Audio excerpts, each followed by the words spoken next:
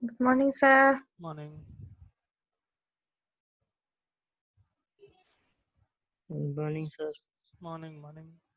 So yesterday we were discussing about glycogen. We just finished glycogen. I told you that it is animal starch present mostly in liver and makes up 7% of liver's net weight. And I also told you that the molecular weight of glycogen is around 4 lakh daltons.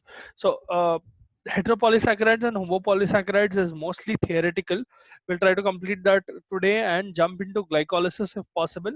Or I'll start glycolysis tomorrow. That is when we'll start the cycles and we'll end the theory part of this and start the technically that is also theory, but it'll be a little more interesting, but a lot more to memorize. So there is that. Uh, right. So coming to the next homopolysaccharide, which is starch. Okay. So these are this is found in plants generally. Right. Most of it is found in plants, specifically grains and seeds. So grains or seeds or cereals, right? Grains and cereals refer to the same thing.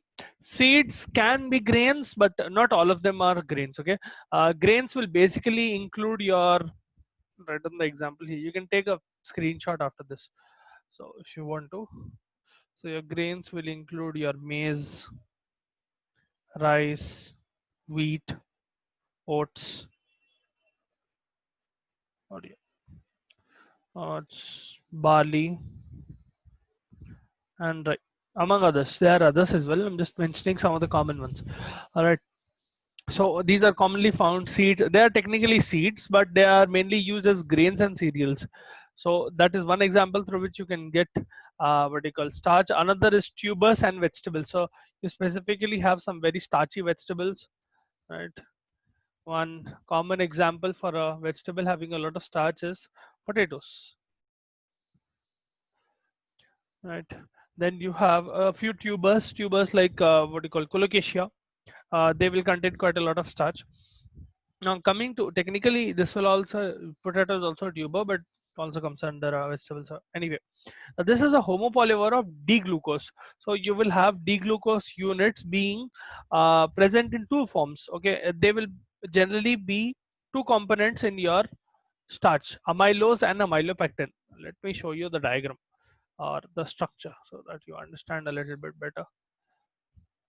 Yeah. So your starch is made up of both of these units. Not able to enlarge. Oh dear, I'm not able to enlarge this image.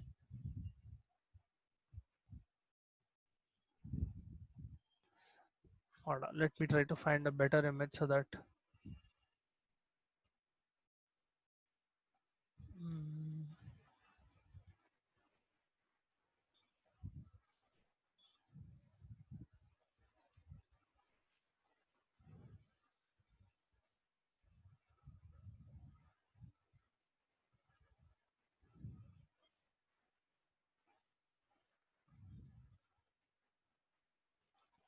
yeah, here you go. So this is basically your amylose and amylopectin. Now, if you take starch, it will have two main Huh? components. Okay, please mute Captain. your audio. Someone's audio is on.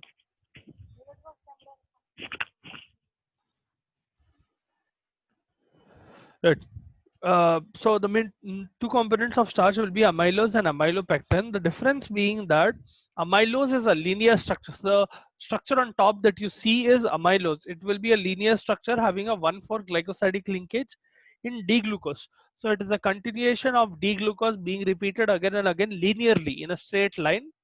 All right, and this is attached through a 1,4 bond. If you can see these parts, once again, if I can highlight them, see here, where is it? Yeah. So 1,4 bonds. These are glycosidic linkages of 1,4, and this goes linearly. So this is going in a straight line. All right. Now the difference between this and amylopectin will be amylose is water soluble and it gives blue color when tinted with iodine. So if you apply iodine dye, you will get a bluish discoloration. And amylose makes up around 15 to 20% of starch. So if you take 100 grams of starch, in that 15 to 20 grams will be made up of amylose. Amylose when broken down will give maltose. All right, yesterday we discussed what is maltose, right? So if you break down amylose, you will get maltose, which in turn, if you break down again, you will end up having glucose, right? So there is that. Now, if you remember, maltose is a combination of two glucose units. The same continues here, wherein two glucose units make maltose, several maltose units make up amylose, right? If you are hydrolyzing the bond, I told you yesterday, glycosidic linkages are made through uh, what do you call dehydration. Basically, you remove one H2O molecule from the link. Right, I cannot write there. Okay, you remove one H2O molecule in between these two, and you end up having a glycosidic linkage, which has what do you call a O in between like this. Right, coming to amylopectin, the structure on the bottom, this fellow. All right, so amylopectin is a branched molecule chain. So if you can see, there is a linear chain that is going straight away, and there is a branch that is going this way. The branching occurs in 1,6 fashion. So the first carbon of the new branch and the sixth carbon of the old linear branch will be attached to each other. Okay, so you have one here and six here. If you want to go linearly, it will be 1,4 linkage, the same as amylose. That is the difference between amylose and amylopectin. Because of that excessive extra branching, this structure becomes a little more complex, and it will become water insoluble. So amylose is water soluble, amylopectin is water insoluble. All right, and 80 to 85% of starch is mainly made up of amylopectin. So that is the major component of your amylopectin.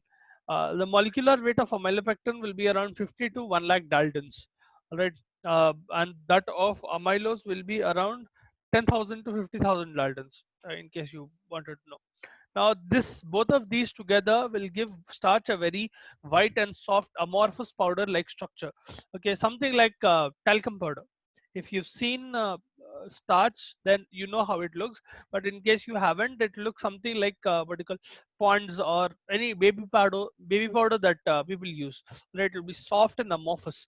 Amorphous is the exact opposite of crystalline. It does not have crystalline structure, any rigidity to it.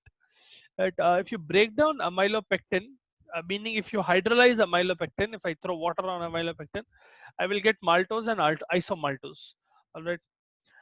Coming to cellulose, the next. I hope you understood what is starch. Coming to the next homopolysaccharide, we have cellulose. Right. Let me put it here. So starch is done. Some important points about starches. It is made up of amylose, which has a I'll just summarize here so that you are able to read later on. Alpha 1,4 linkage, all right, and amylopectin, which has a alpha 1,4. Let me put it this way: linear linkage and alpha 1,6 branch. All right. Another thing, this will be. I'll put it directly down here. Water soluble, and this fellow will be water insoluble. Amylopectin is water insoluble. Right, so this is a summary of your starch. Now if you break them down again, you'll have different structures like maltose, isomaltose upon amylopectin breakage, and amaltose only on amylose breakage. Right, ultimately if you continue breaking maltose down, you will end up having glucose. So this is a white amorphous powder. Coming to the next one, that is cellulose. This is pretty abundant in the plant kingdom. Okay, this is one of the most abundant carbohydrates that you will find in nature altogether, and this is a chief component of wood and fiber in plants. Its molecular weight is relatively heavier. It will be 2 to 20 lakh Daltons. That is significantly heavier than your normal homopolysaccharide. Right, you have beta D glucose links. So in this, it will be made up of beta D glucose linkages, right? 1,4. So you will have beta 1,4 linkages, Okay, so you have the alpha carbon, then you have the beta carbon. Around the chiral carbon, the one that has anomer. Okay, uh, let's not get into details. Basically, beta carbon is another form of another isomer of alpha carbon. Just think of it like that. All right. Now, coming to this cellulose, its structure is tough, white, solid. All right, and it is water insoluble and lacks any sweetness. All right. Technically speaking, your starch also does not have any sweetness. If you directly try to taste starch, you will it will be bland. Okay, it does not have any sweetness. Whereas what do you call disaccharides, especially maltose and sucrose, they will be quite sweet, right? Cellulose, starch, all of them are bland. They do not taste they do not have a significant taste, and they lack sweetness altogether. They are this cellulose is water insoluble, and another thing is humans cannot digest cellulose because they lack an enzyme called cellulase. Okay, this is present in bacteria but not in humans.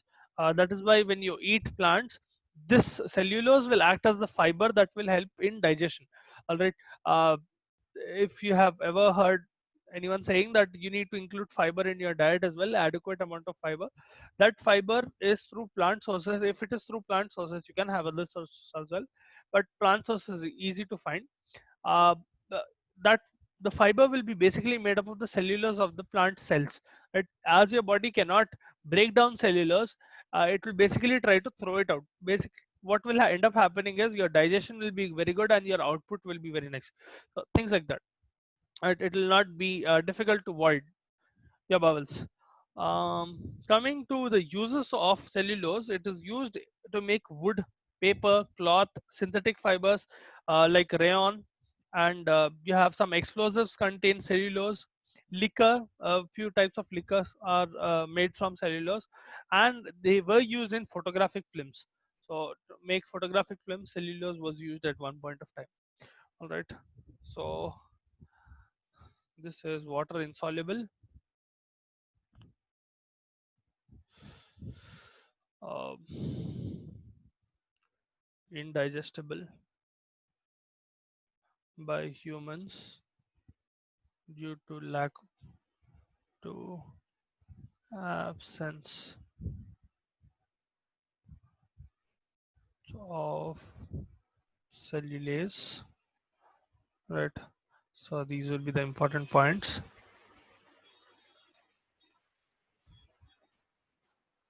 Absence of cellulase, right? It is water insoluble. Obviously it will lack any sweetness. Both of them will lack any sweetness altogether. Right? This will be your homopolysaccharides, starch and cellulose. Coming to heteropolysaccharides that we'll discuss, heteropolysaccharides are those polysaccharides, as I told you yesterday, which contain different sugar units. So in this, what you will have is the same unit. If you take starch, or if you take glycogen, or if you take cellulose, all of them have the same sugar unit being repeated again and again, right? But in heteropolysaccharides, that is homo. Heteropolysaccharides will be those in which there will be different types of sugar units. So as I told you yesterday, S1, okay, one second, glycosidic linkage, bound to S2, bound to maybe S1 or S2 or S3 or any other type. All right, let's suppose this is S3. So things like that. Basically, you're changing the type of sugar unit. This 1, 2, 3 represents types of sugar units. Okay, so there is this. That is the difference, basic difference between hetero and homopolysaccharides. Now, heteropolysaccharides will further be divided into two main categories. Okay, they are neutral sugars and mucopolysaccharides. Neutral sugars, upon hydrolysis, give one type of sugar unit and one non-sugar component. So basically, some examples of your neutral sugars will be hemicellulose, mucilages, gums, pectins. You've learned about gums and pectins in your botany. I hope you learned about it. Okay, you'll get a slight introduction about what are gums and pectins in I don't remember where, but you do get them somewhere in the intermediate. Right? I think it is somewhere near xylem and phloem description. In any case, coming to the second category, let me write it down this way. You have heteropolysaccharides, heteropolysaccharides, right? There's just a lot of theory, more of memorization, less of understanding. They are just facts kind of thing. Okay, so easier to understand, but little bit harder to memorize because it's a lot of facts. Okay, so the first type will be neutral sugars. Oh dear, sugars. These upon hydrolysis give more than one sugar unit. They will give more than one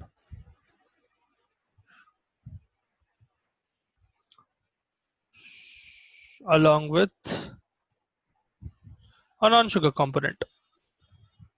So it can be any metal or it can be any other thing. Non-sugar component. We'll not get into what are these non-sugar components. All right. So your classic examples will be hemicellulose, your mucilages, gums, and pectins. Coming to the other type, which is important for us, it is called mucopolysaccharides. Okay. So the other type is mucopolysaccharides. These mucous polysaccharides are made up of repeating units of sugar derivatives. Okay, so it is a derivative of sugar in the sense it is made up of repeating units of amino sugars or uronic acids.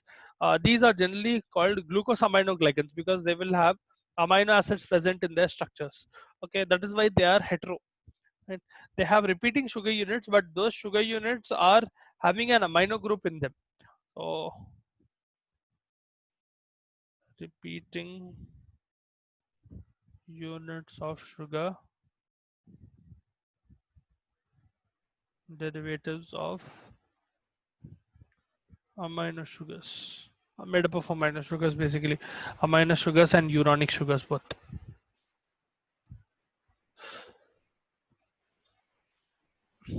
So your common examples in this and the ones that we'll be discussing will include your heparin, hyaluronic acid, chondroitin sulfate.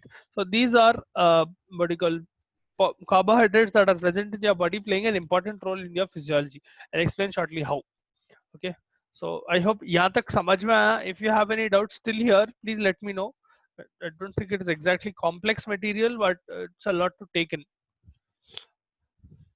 If you don't have any doubts, we'll go forward with what are heteropolysaccharides. Right. Now coming to the first type of heteropolysaccharides, hyaluronic acid. Ever heard of hyaluronic acid? आप लोगों को bone के बारे में पढ़ा है? Bone, muscle tissue and all?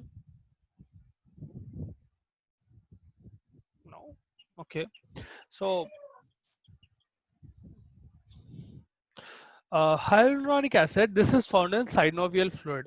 Synovial fluid is present in joints, especially what do you call in your knee joint, right? One of the most common places where you will be able to find synovial fluid easily, right? This can also be found in vitreous humor of eye. So I hope you know what is aqueous humor and vitreous humor of eye. This hyaluronic acid will be present in the vitreous humor of your eye. It is present in connective tissues and it forms a gel around your ovum in the umbilical cord. So these are how where all the locations where it is present. Now what does it do is it is a lubricant, okay, and it acts as a shock absorber in joints, and it will act as a biological cement for connective tissues. So it will help in maintaining the integrity in your connective tissue, and it will act as a shock absorber and a lubricant in your joints. So in both the places it will be playing a very important role. In let's suppose there is a person who does not have enough amount of hyaluronic acid in their synovial fluid. What will end up happening is they will start having what you call uh, joint pain because of excessive amount of impact and things like that. Biological cement in connective tissue basically means that your connective tissue are more stronger because of the presence of hyaluronic acid. All right, the lesser amount of hyaluronic acid there is, more common it will be for the patient, for the person's connective tissue to get damaged, okay, easily, right? Now hyaluronic acid is made up of alternative units of d-glucuronic acid and N-acetyl glucosamine. So there are two different types of sugars that will end up making your hyaluronic acid.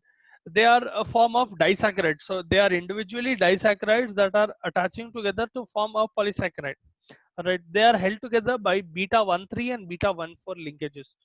All right, let me write whatever we told till now. So there is another thing, important thing, like cellulase, there is something called hyaluronidase. It is also present in your body, but hyaluronidase is an enzyme that can break hyaluronic acid. All right, it will specifically break the beta 1,4 linkage, and it is present in high concentration in testes. It is present in seminal fluid. It will be present in some snake and insect venoms. Okay, why hyaluronidase is present in your semen is it will help in fertilization. So that is one important function of hyaluronidase. That is why your body will have hyaluronidase. Summing up what hyaluronic acid is, I'll just write it down. Present in synovial fluid, audio, vitreous humor, connective tissue,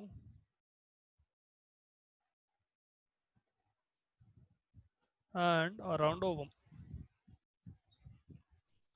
So these are all the places you will find hyaluronic acid. The significance is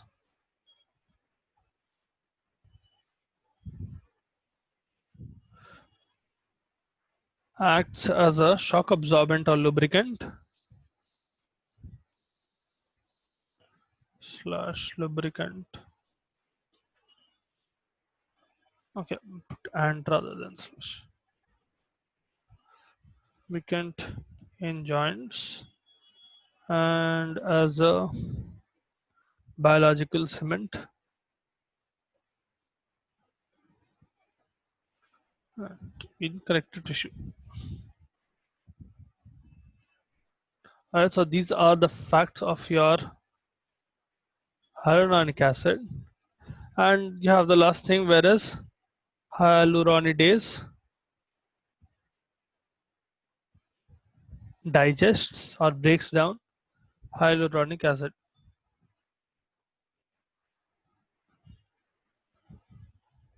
Present in some snake and insect venoms plus seminal fluid. Right. So basically, seminal fluid hepatocyte is also present in your testes. So these are some facts about your hyaluronic acid and what is its significance. Okay, let me do the others in a different color. Oh dear. Hmm.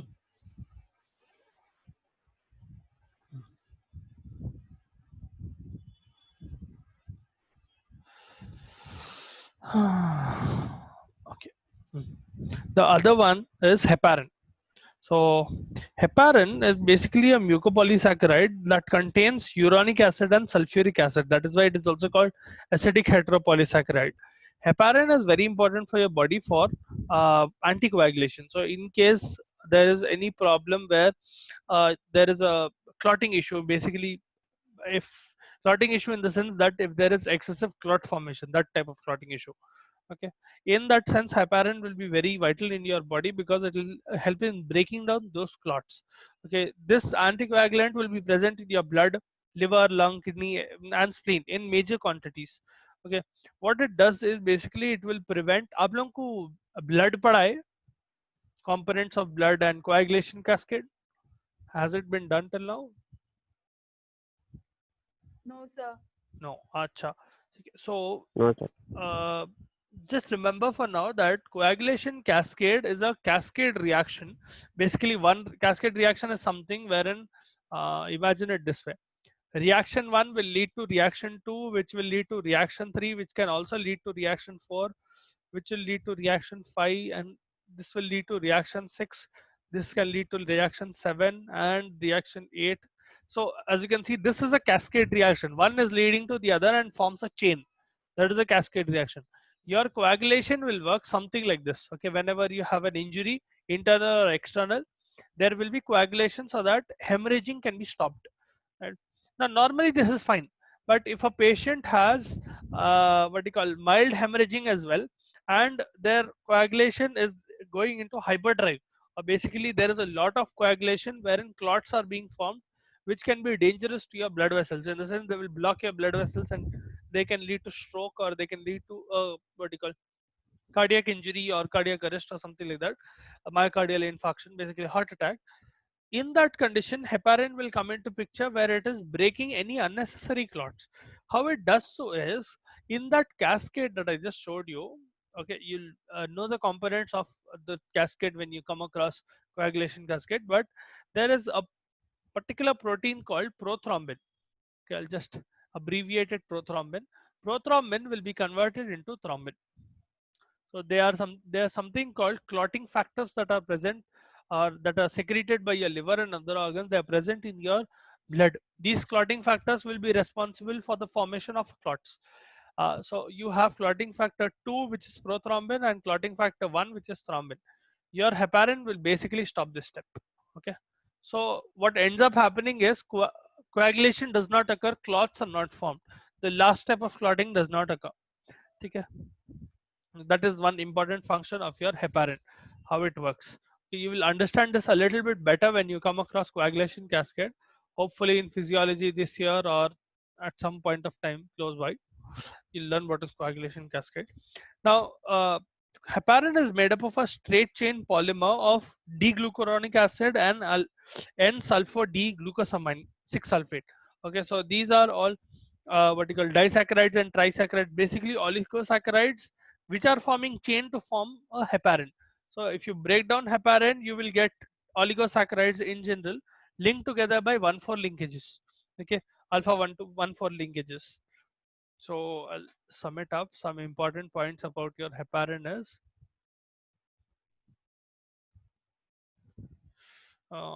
acts as an anticoagulant,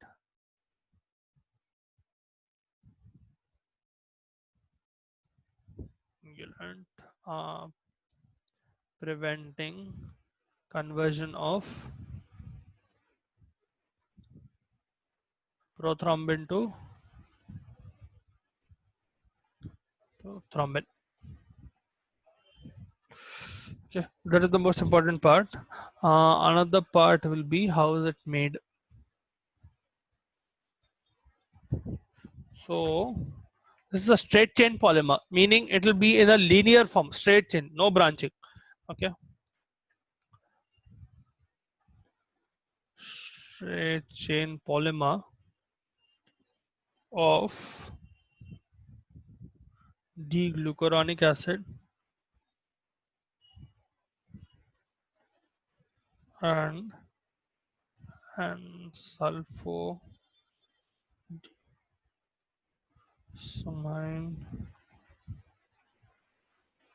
6 sulfate. Right. So these two will be oligosaccharides, in turn making up the structure of your heparin. All right. The straight chain polymer. Coming to the next type of polysaccharide, heteropolysaccharide, chondroitin sulfate.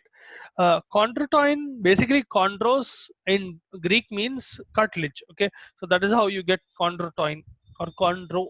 Basically anything related to cartilage, right? Or structure that is similar to cartilage. Let us put it that way.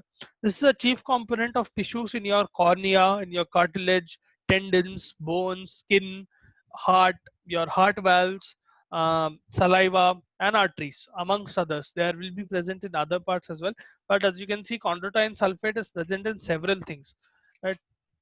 This basically consists of a repeating disaccharide unit of glucuronic acid and acetyl galactosamine. Okay, so here you had glucuronic acid. Once again, you had D-glucuronic acid and you had glucosamine.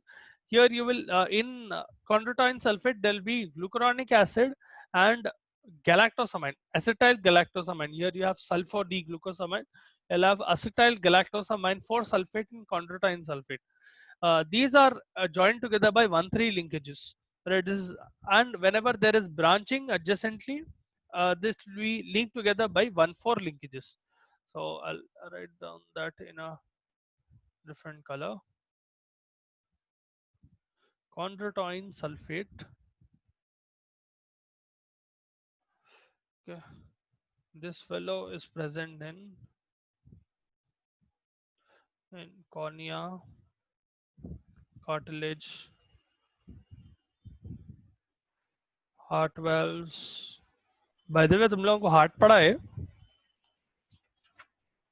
Yes, sir. What are the heart valves? I'm generally asking. It's not related to biochemistry. कितना याद है? Tricuspid, Bicuspid bicuspid. हाँ, वो एक है. The other one? Bicuspid. tricuspid valve. Okay. There are two more. Tricuspid, bicuspid. Pulmonary one. हो pulmonary valve एक है और एक कौन की है ना? और एक Aortic valve. हाँ, हाँ, aortic valve. Yes. Which are semilunar and which are non-semilunar? किसको semilunar बोलते हैं? pulmonary ones. Pulmonary valve को semilunar बोलते हैं. Aortic valve को नहीं बोलते. नहीं sir. See, these are the basics of the basics. ऐसे ही, see, you need to keep on debating or thinking about them here and there. It is not something that you memorize as such. You will get used to it because you will simply read about it so many times in different subjects in different ways. अब आप let's suppose anatomy physiology में heart का structure पढ़े ना, by next year, that is second year, you will learn about heart disorders and you will learn about pathology in both med surg and in pathology, and you will learn about the treatment of that in pharmacology. So one way or the other, you will have to get better and better at knowing what does the heart do. If you do not know, see, one thing you need to know before you get into second year altogether is, in this year, make sure you perfect your anatomy physiology as much as possible. Okay, at least have a very good basic understanding. I would say 80% of understanding, or 80% of 80 to 90% of understanding of your anatomy and physiology syllabus right now. Because see, the link goes this way. If you are not able to understand what is normal, okay, that is your anatomy and physiology, you will not be able to understand what is disease.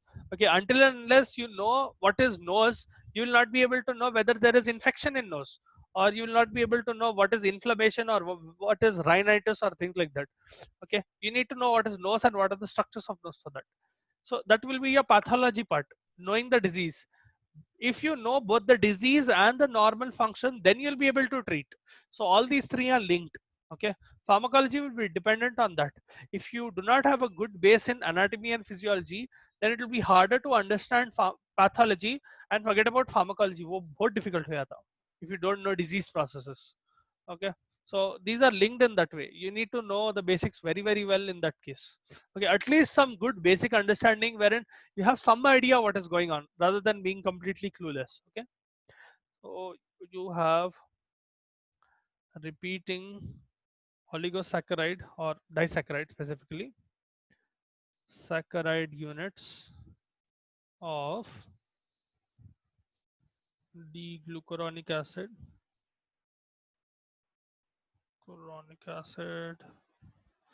and odium acid.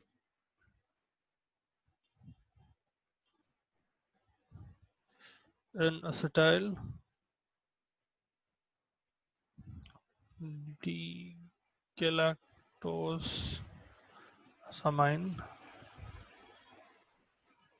lactosamine phosphate. All right, so these will be the two components that are making up your chondroitin sulfate. They will be present either as 1,3 linkages, or if there is branching, there will be 1,4 linkages, right? That will complete your heteropolysaccharides. We'll start glycolysis tomorrow. I hope आज की class समझ में आई. There's not a lot to understand per se, but a lot to memorize. If you did not understand any particular part, please let me know. That's relatively easy as I see it, but in case you have any doubts, please shoot. So we discussed, basically, we briefed what is glycogen. We went over starch, homopolysaccharides, basically starch.